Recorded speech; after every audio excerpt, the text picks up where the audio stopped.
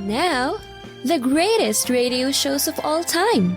Suspense. The Shadow Node. Washington calling David Harding, Counterspy. Classic radio theater. The Great Gildersleeve. Fibber McGee and Molly. Dragnet. Gunsmoke. The Lone Ranger. Now, step back into a time machine with your host, Wyatt Cox. Good evening, friends of the Inner Sanctum. An episode of Counterspy from 73 years ago, September 13th, 1949. The case of the Flatbush Fagin. A story about juvenile delinquency. And we thank you for tuning in on this Tuesday. This is the 13th day of September. It is the 256th day of the year, 109 days remaining in the year. Most popular song 75 years ago today would be thought to be extremely politically incorrect today. In 1943, Chiang Kai-shek became president of China. In 1948, Republican Margaret Chase Smith of Maine elected to the Senate, becoming the first woman to have served in both houses of Congress. The four-day revolt at the maximum security prison in Attica, New York, ended on this date in 1971. State police, National Guardsmen storming the facility. 42 people died. In 1988, Hurricane Gilbert, the strongest recorded hurricane in the Western Hemisphere, based on barometric pressure.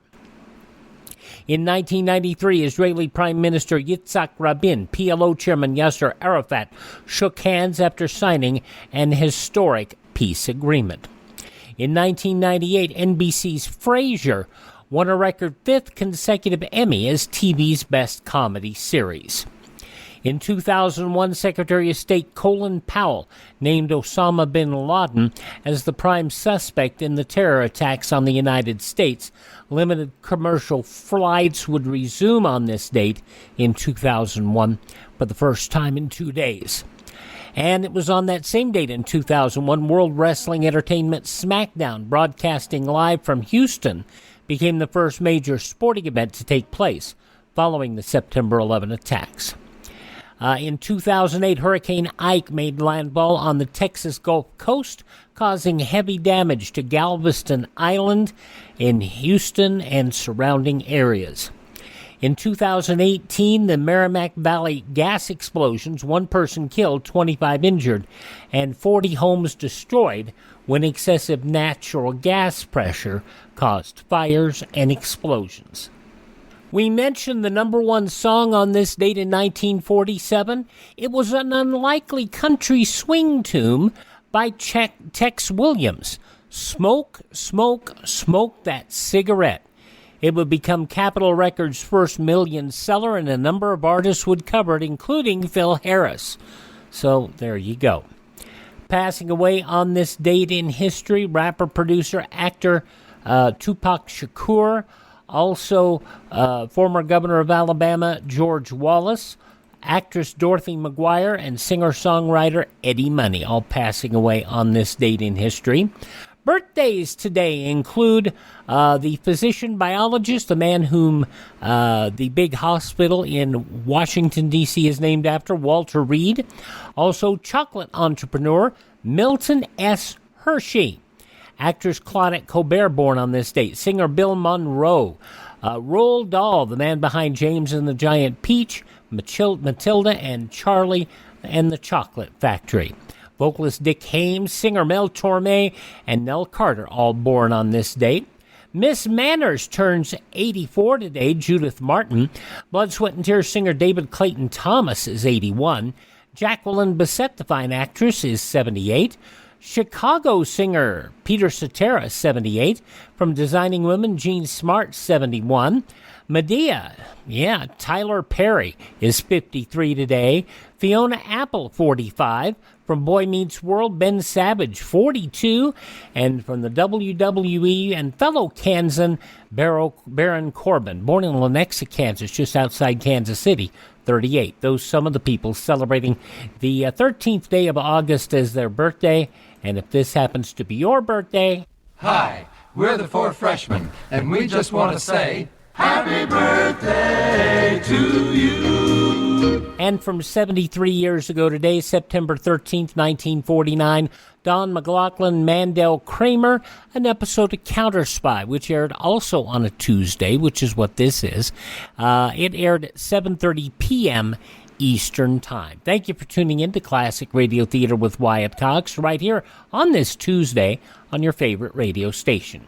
You know, it's true. Difficult times have a way of focusing us. We have to think about what matters most when it comes to our spending, our health care. No doubt. This is why so many people are joining Medi-Share right now. Medi-Share is a trusted way to save up to 50% on your monthly health care costs. More than 400,000 people have already made the switch.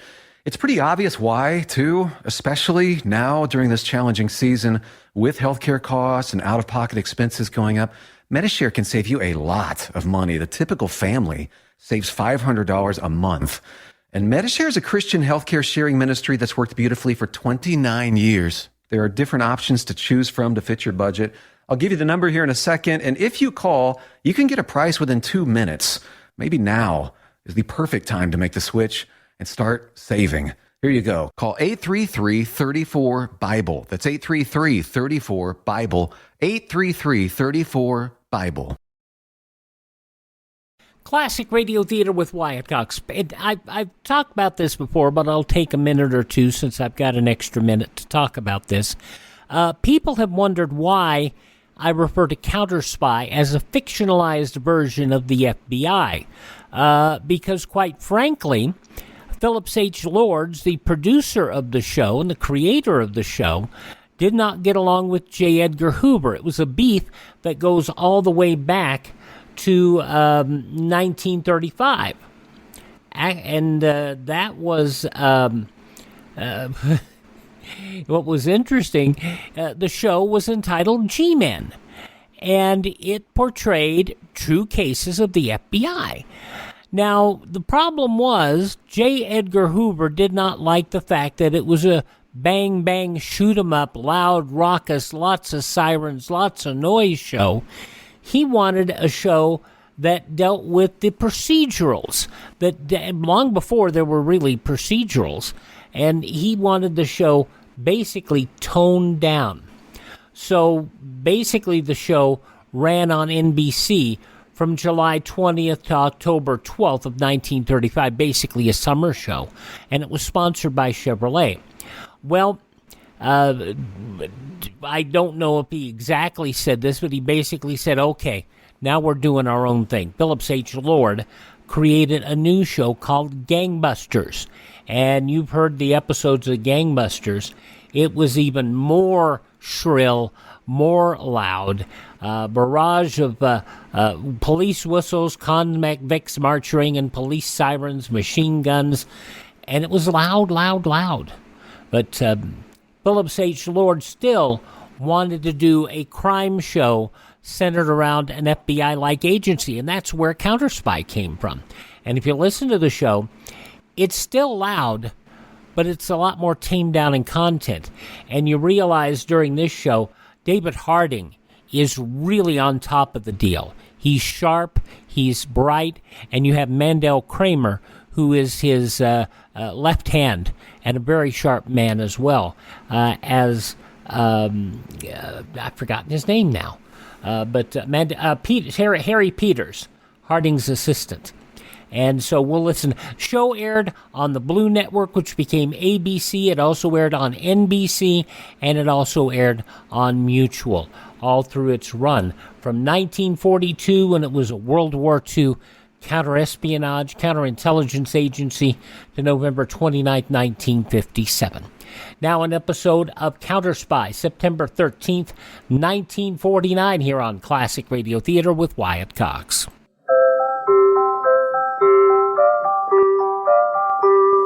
Pepsi-Cola, P-E-P-S-I. That's your smartest cola buy.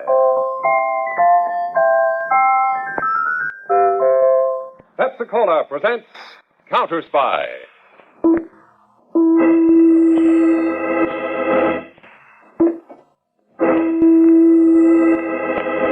Washington calling David Harding, Counterspy. Washington calling David Harding, Counterspy. Harding, Counterspy. Calling Washington.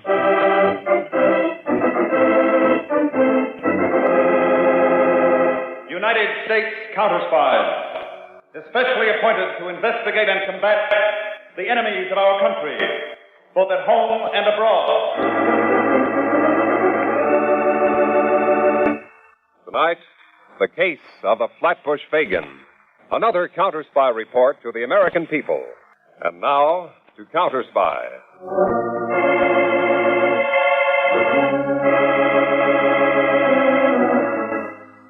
Unfortunately, it is happening almost every day and night. In Detroit, the darkened windows of a store, the stealthy figures of two boys approaching, then hands reaching in among the goods on display, and escape. Or, in Los Angeles, late at night, a suburban resident nears his home, when suddenly from behind,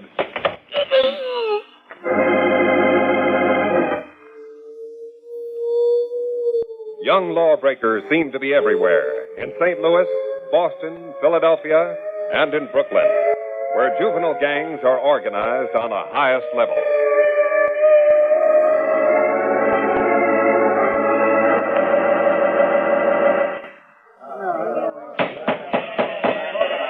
Wait a minute, gang. Hold it. Hold it. Before we go out on the rumble against the Crescent, our president, Whitey Benson, wants to say something to you members of the Blue Jays. Now, Chris told you guys how some of them characters from the Crescents pushed one of our boys around this afternoon again. This is the last time they get away with it, see?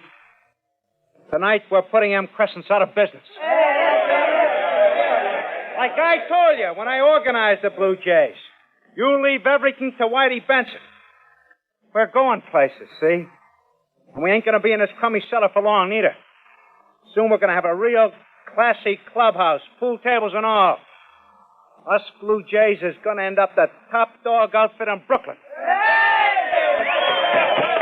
Now, pipe down! Pipe down! Pipe down! I ain't through yet. Steve? Yeah, Whitey? You and Chris take your boys and brief them for the rumble like I laid it out. Gotcha, Whitey. Okay. All you guys will get your instructions from my two ace men. We move in on a Crescent's clubhouse at 10:30 tonight.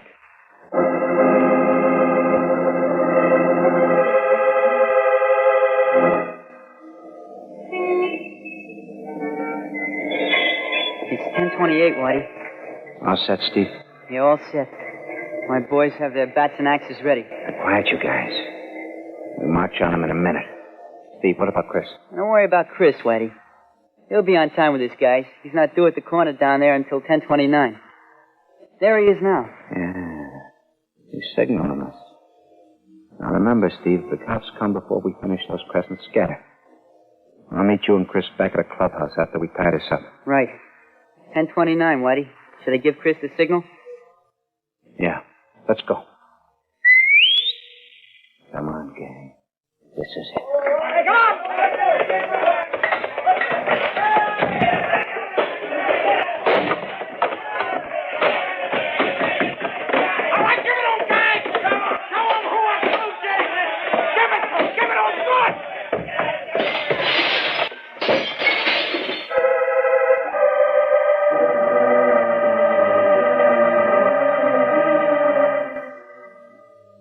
You two ace men of mine done a swell job tonight. And that finishes the Crescents for good, huh, Whitey? Yes, Steve. For real. Now they ain't got no more clubhouse, they'll come around begging to join us Blue Jays. That was the main idea I had, Chris. Before we're finished, we're taking in every club in his territory. Now, the reason I had you and Steve meet me here at the clubhouse is extra special. What's up, Whitey? Tomorrow night I got a little caper planned for just the three of us. What kind of caper? Something real special. Pull up chairs and listen close to what I gotta say. Tomorrow night, I'm breaking you two into the big time.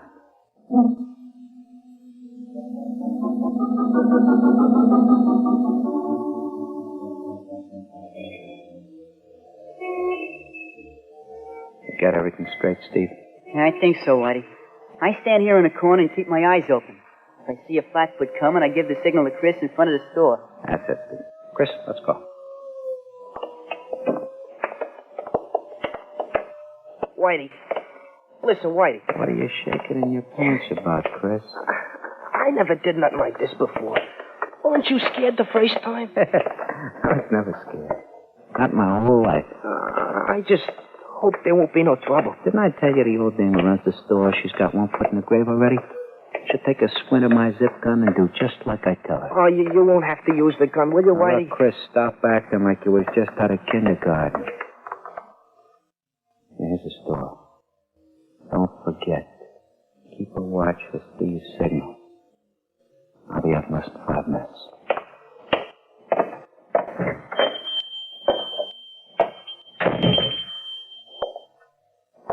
Here, young fella. What can I do Get for back at the cash register and open it. What? This is a stick-up, Mama. Do like I tell you. You don't scare me, you rotten little hoodlum. You hoodlum, Mama, you got just 2 seconds to open that cash register. That toy gun you got? I'm not scared. You'll see what kind of toy this 22 is if you don't get started. Go on, move. I'm not moving an inch. I know kids like you. Sneaky cowards. Dirty little hoodlums. Bluffers. Hoodlum. Bluffer, huh? Bluffer, huh? I'm sure you. Whitey, what happened? Whitey, you shot her. Sure. You got it alive. She's waking up. Whitey, I thought you killed her. Get out of my way, Chris. What are you going to do? Why are you loading your gun again? Let go. The old dame's got too good a tag on me. You know I'm on probation. They'll send me up for 20. Now look out. Whitey, don't do it, please. Come on. Let's get out of here.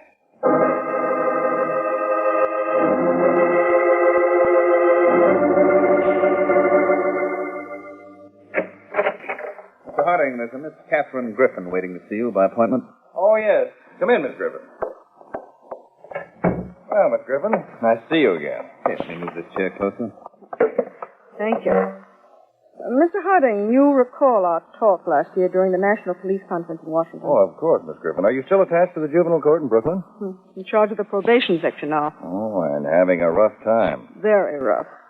I learned you were here in the New York Counterspy field office, and I realize, Mr. Harding, you're a busy man, but I hoped you could spare me a little time. Well, certainly, Miss Griffin. Of course, Mr. Harding, juvenile delinquency in Brooklyn doesn't come under Counterspy jurisdiction. Well, Miss Griffin, juvenile delinquency has ceased to be a local problem. Besides, we're always ready to lend a hand wherever we can, and from all reports, you people in Brooklyn have a big problem. Mr. Harding, we estimate there are at least 70 juvenile gangs with a membership of over 6,000. Not a pretty picture, is it? It gets uglier every day, Mr. Peters. Their numbers are increasing and their crimes get worse. They've gone from gang wars to thievery to murder. Why, just 2 days ago, a store owner in the Red Hook section was shot by 22 caliber bullets. The gun was later found in a vacant lot, a homemade weapon. Zip gun, they call it. Yes, I think we have one of those right here. Sent to us for inspection. See, made out of a block of wood, antenna wire, a door lock, and spring. And a lethal weapon it is. In the last month, we've arrested 5 boys carrying guns like that. Each boy was under 17. One was only 13. Our main problem is the unhealthy fear these boys have for officers of the law. Miss Griffin, that unhealthy fear you mentioned interests me. When a boy joins a gang, he's taught to hate and fear policemen. They immediately become his mortal enemies. And naturally, the kings of the underworld become his heroes. I call it negative hero worship. It's one of the big obstacles in our path. The moment these boys see a police uniform, they run. Well, Peters, Miss Griffin has just given me an idea. Let's take advantage of this negative hero worship and prove to these youngsters there's a difference between a hero and a heel.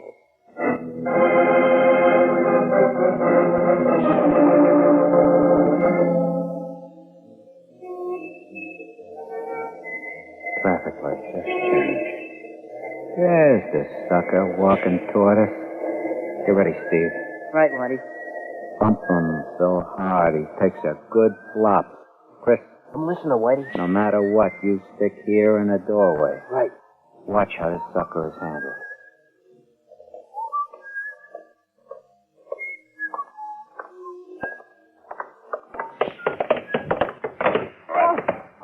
Gee, mister, I'm sorry. I didn't see you. Look, we were gone. You won't have to be sorry. Steve, I told you to watch out, didn't I? Oh, yeah, why? But Mister, don't mind this jerky pal of mine. He's always bumping into somebody. I told the man I was Shut up. sorry. Here, mister. Let me give you a hand. Thanks, kid. You ain't hurt, are you, mister? No. Gotta tell your little pal to keep his eyes in front of him. Someday he'll bump into the wrong guy.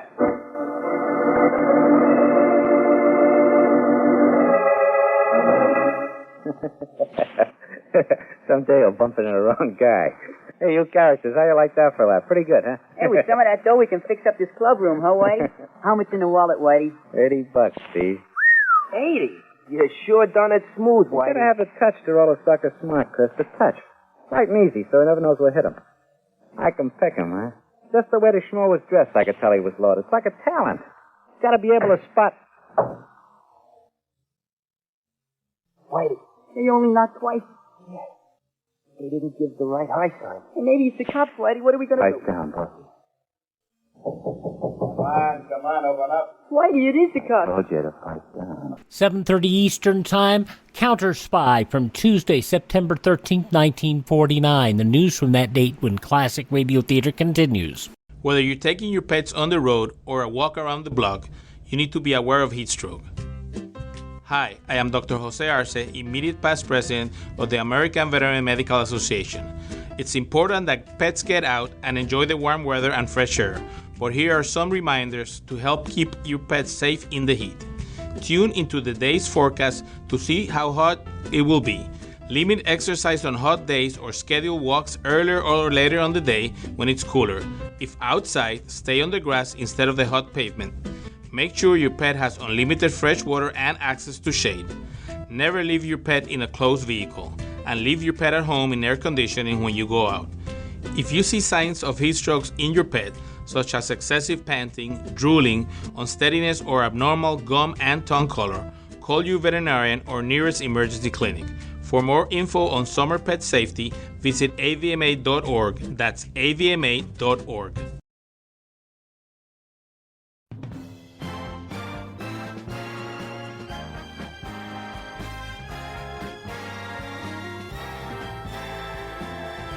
Thanks for tuning in to Classic Radio Theater with Wyatt Cox. We're listening to an episode of Counterspy, as it was originally broadcast at 7:30 in the evening, Tuesday, September 13th, 1949.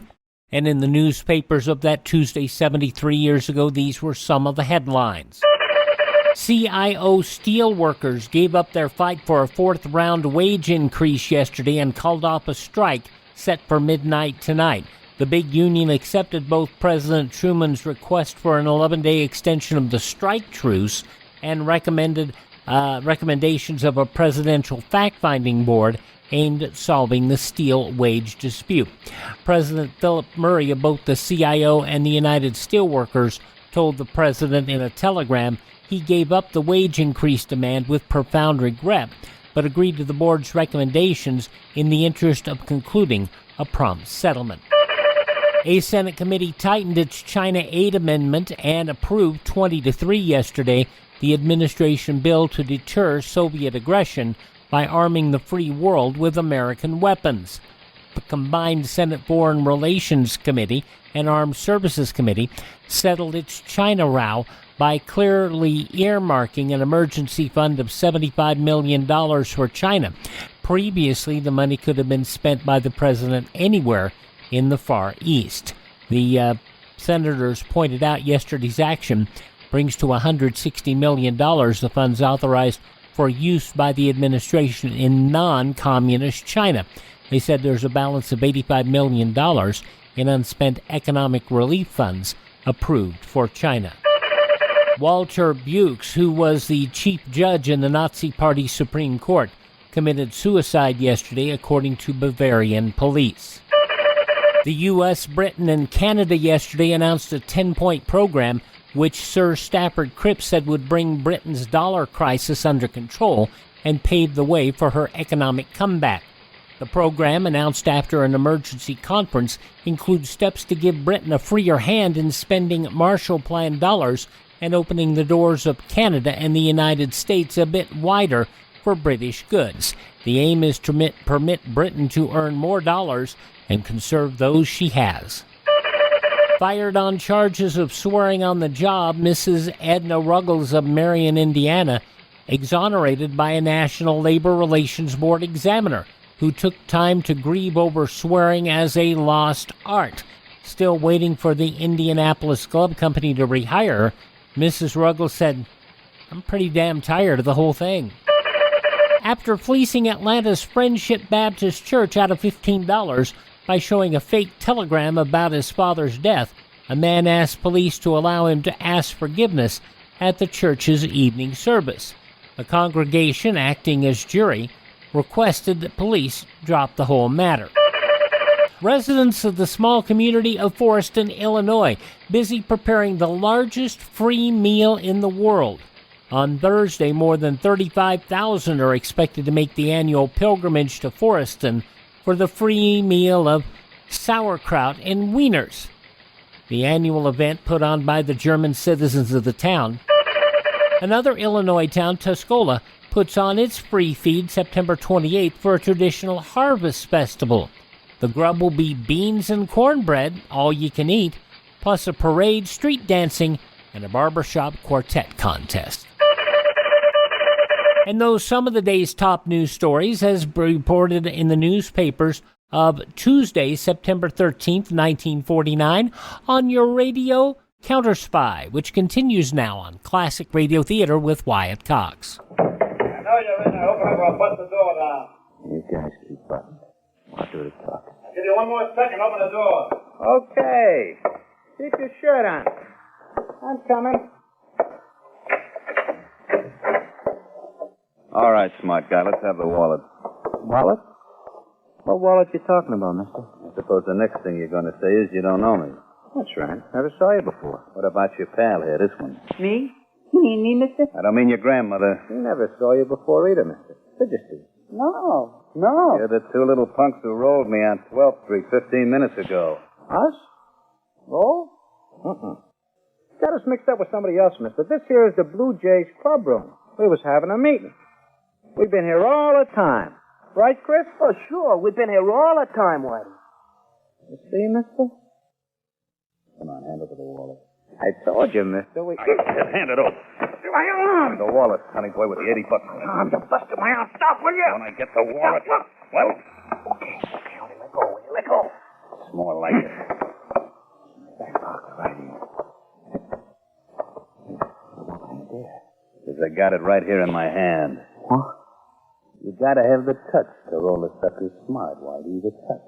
Light and easy, so he never knows what hit him. Whitey, he was outside all the time. He heard. The next time you and your boys try a roll, you better be sure of the mark you pick out. For all you chumps know, I might have been a cop just laying for you. Then you're not a cop? I look like one? No. Who are you? If you looked at the cards in my wallet, you'd know who I am. Dutch Malloy. Dutch Malloy? You're Dutch Malloy from that Chicago mob?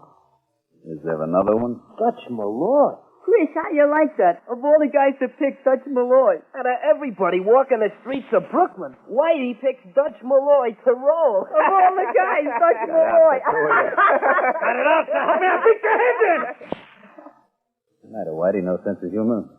So I make one mistake. So what? Anybody can make a mistake, can't they? You want to stay in this business, you don't make no mistakes. Not even one. Hey, Dutch, what are you doing here in Brooklyn? You're going to be around long, Dutch? Couple of weeks, Chris. Why? Well, if you had some extra time, maybe you could come around and give us some pointers, huh? Some tips on the ins and outs of the business. Hey, what do you want to bother Dutch with this kid stuff for? Dutch is a busy guy. Ain't you, Dutch? No, Whitey. Not too busy. You got a lot to learn, a whole bunch of you. And I'm going to take personal pleasure in teaching each of you how things should be done right. Okay?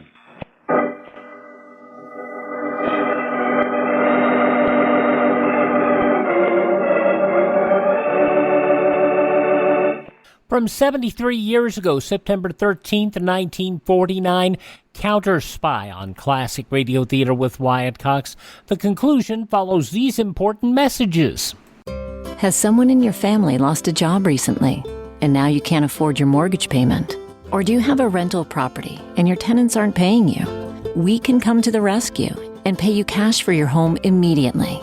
Yes, sell your home and get cash all over the phone without dealing with real estate agents or having to waste time showing your home to lukewarm buyers.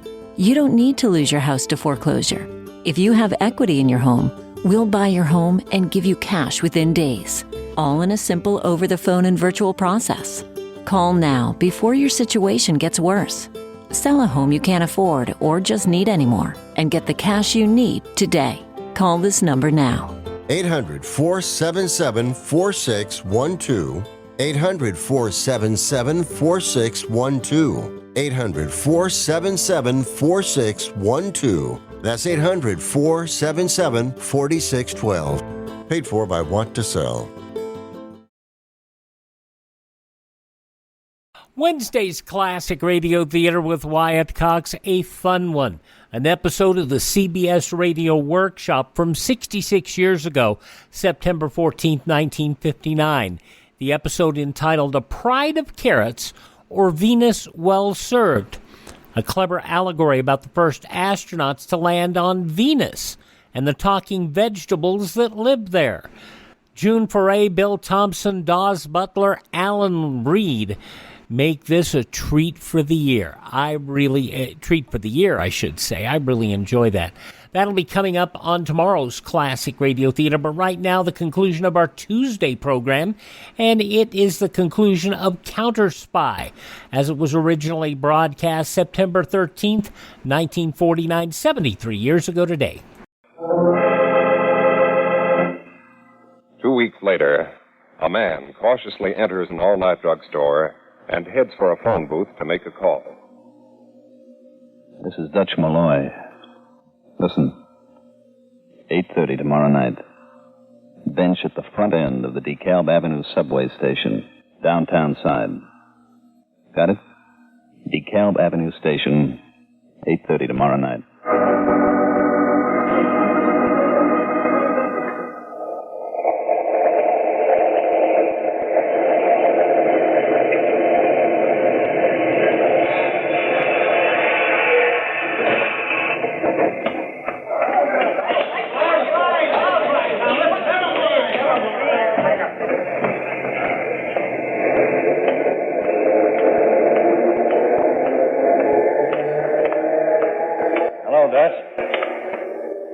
Undercover man. Mr. Harding, this is one assignment I'm not enjoying, not the least bit. What's wrong, Peter? Well, it's the way that whole gang, especially those two kids, Chris and Steve, look up to me. Dave, honestly, it makes me sick inside the way they think that Dutch Malloy is such a hotshot. Well, that's why you're there, Peter. I know, but they're not really bad kids. It's the leader of the Blue Jays who's all the way off the track. That Whitey Benson is the rotten apple in the barrel. Yes, our files show Whitey has a bad record.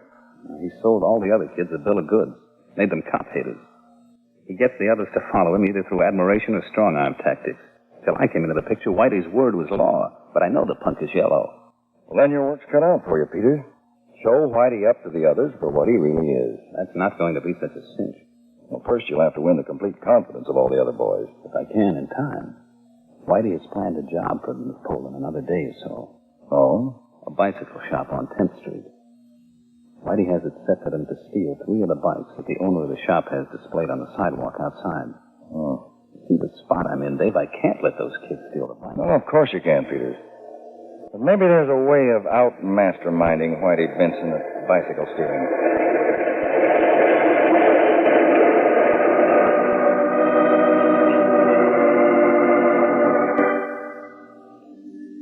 What's the matter, Whitey? Nothing, Dutch. Maybe you don't like the way I'm handling this operation, huh? No, only me and Chris and Steve could do it without bothering you. Mm-hmm. Well, I'm just lending you guys a hand. Of course, if you want me to step out... Oh, no, Dutch. We don't want you to do that. We're all for what you're doing for us, huh, Chris? Sure, Steve. How many chances do you get to learn from a real professional like Dutch Malloy? Okay. Now remember, watch me through the store window. You know the signal. Yeah. When you wipe your face with your handkerchief, we grab the bikes and start pedaling. I'll see you back at the club room later.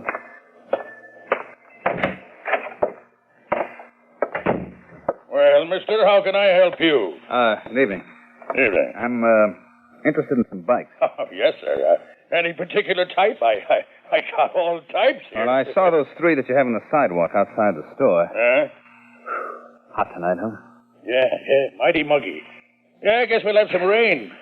My corns are acting up. Yeah. Soak this handkerchief right through. Yeah. You were talking about bicycles. Yeah. What's the price on all 3 of them? All 3. Well, no, I'm trying to clear out my stock, and I can let's have all 3 for.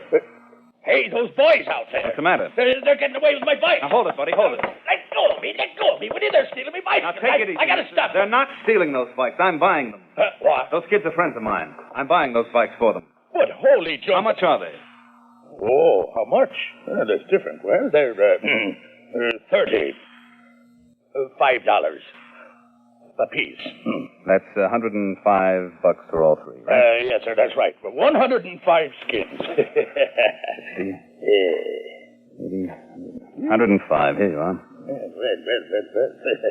Thank you, mister. You know, those bikes are a real bargain at that price. I know. They're practically a steal.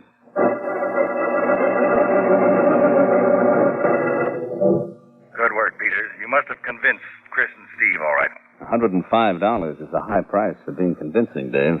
Put it on your expense account. Under what? Petty theft? By the way, how is Whitey Benson taking it? Like a slow burn, Dave. If you ask me, I don't think Whitey's going to be satisfied with sitting on the sidelines much longer. Your job then, Peters, is to expose Whitey as a coward right in front of his ace men. Right, Dave. But I'll have to wait for just the right setup.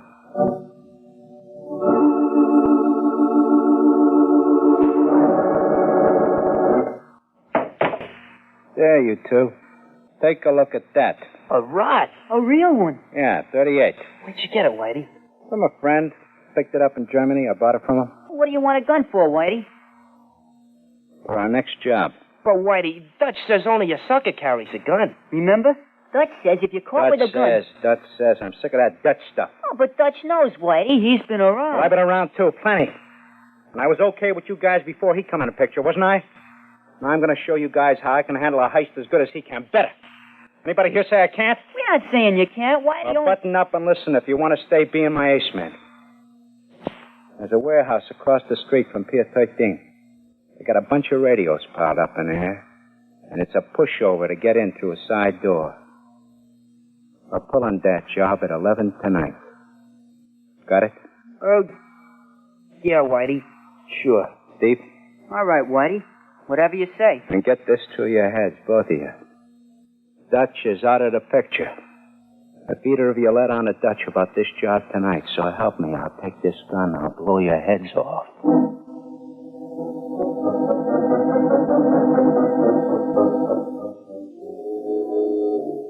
All right, you two. Follow me. Radios are piled over the other end of the warehouse. Hold it. What's the matter, Whitey? The watchman, Chris. Coming this way. You better beat it before... I'll take care of the watchman. Come on, behind this crate. Here he comes. I'll get him from the back when he goes by.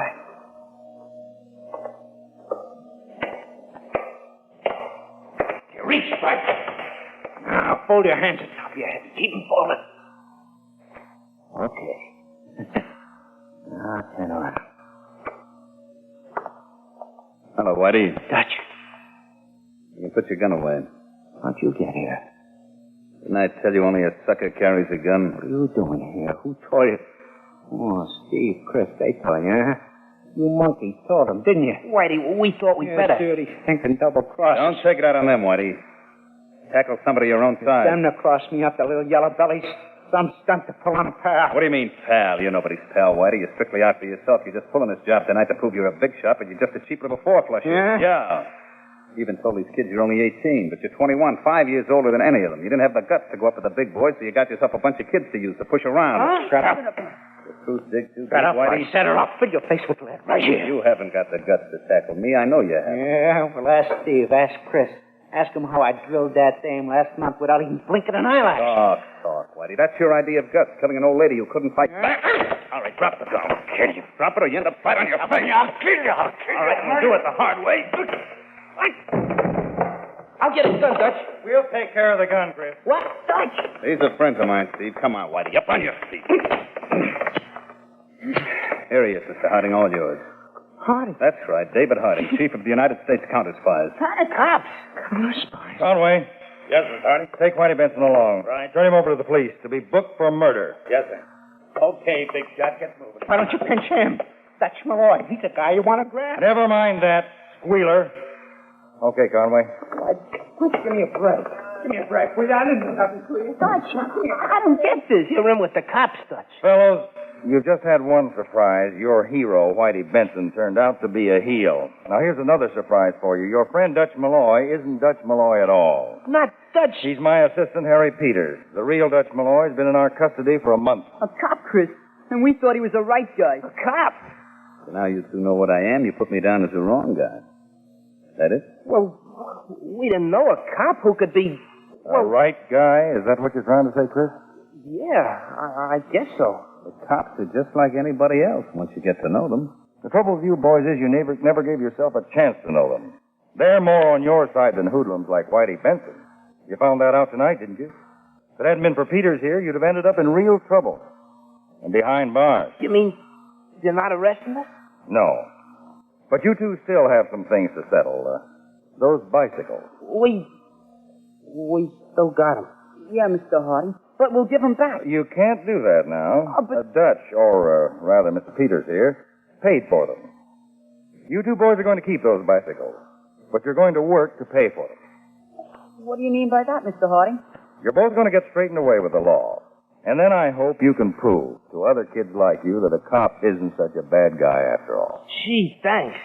You're a swell guy, Mr. Harding.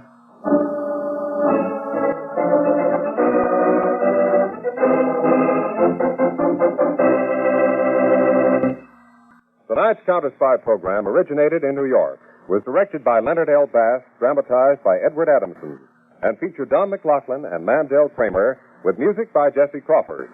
Counterspy is a Philip H. Lord production for Pepsi-Cola. Enjoy some Pepsi, ice cold tonight. From 73 years ago today, September 13th, 1949, Counterspy on Classic Radio Theater with Wyatt Cox. Thank you so much for making us a part of your day. We want to thank our friend Ted over at RadioMemories.com. He provides programs on cassette, CD, or flash drive for your computer at a very reasonable cost. Contact Ted at RadioMemories.com. That's RadioMemories.com. If you miss a day, you do not have to miss a single episode of Classic Radio Theater with Wyatt Cox. You can go to my webpage, which is classicradio.stream. That is classicradio.stream. There you can stream our shows on demand. You can learn more about building a classic radio collection of your own. You can contact me there. You can find our social media links. And you can also find our links of some places that you can download the shows from. And you can also buy me a coffee. Buying me a coffee does not buy me a coffee.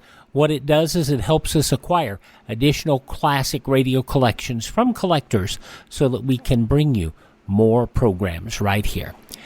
Please thank this radio station, support their advertisers, and by all means, tell your friends the great radio shows are right here at this spot on the dial. Classic Radio Theater with Wyatt Cox on your favorite radio station.